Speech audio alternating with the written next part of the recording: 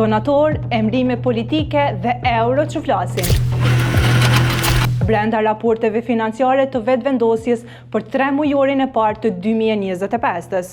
VV-ja ka pranuar gjithsej 32.100 euro donacione nga kontribues të ndryshëm.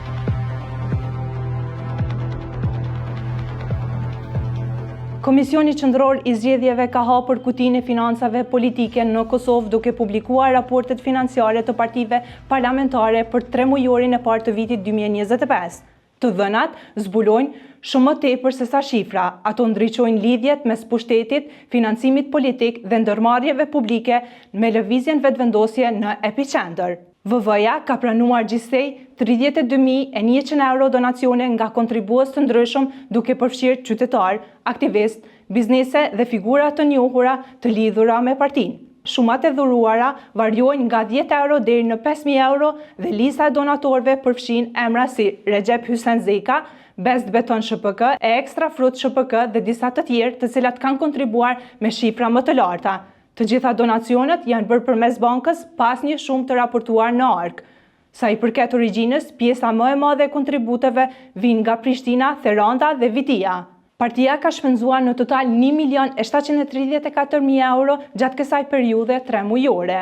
Por ajo që tërheq vëmendje në këtë raport nuk janë vetëm bizneset dhe aktivistët, por edhe përfshirja e zyrtarëve të ndërmarrjeve publike si donator të VV-s. Zhvillim ky që shton dyshime për përfshirje mes politikës dhe shërbimit publik. Sanie Sahiti, këshilltare në Telekomin e Kosovës, ka kontribuar me 50 euro, Nureddin Hyseni me pozitë menaxheri në Telekom dhe bashkëshortja e tij Selvete Hyseni, antare e bordit në Krud Hidrogjeni Jugor, kanë dhuruar po ashtu nga 50 euro secili për partinë në pushtet. Ndërkohë, emër tjetër i njohur është ai i Shpëtim Zharkut, i cili në mars të këtij viti u emërua në bordin e Kekut nga qeveria Kurti. Ai ka kontribuar me një shumë më të vogël, vetëm 30 euro. Por ajo që bie në sy është se këtë donacion nuk e ka deklaruar në regjistrin e pasurisë. Sipas të dhënave të Agjencisë për Parandalimin e Korrupsionit, Zharkut ka deklaruar se nuk ka dhënë donacion për ndonjë subjekt politik duke ngritur pikpyetje mbi transparencën dhe përputhshmërinë ligjore të veprimeve të tij. Por ky nuk është roli i vetëm publik i Zharkut, që nga kuriku i vitit 2023 ai mban edhe postin e menaxherit të Departamentit për Menaxhimin e Regioneve në Drejtorinë Teknike të Telekomit të Kosovës.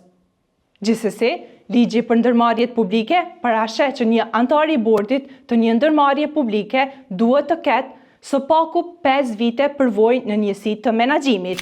Lidhja e tij me VV-n nuk është e re.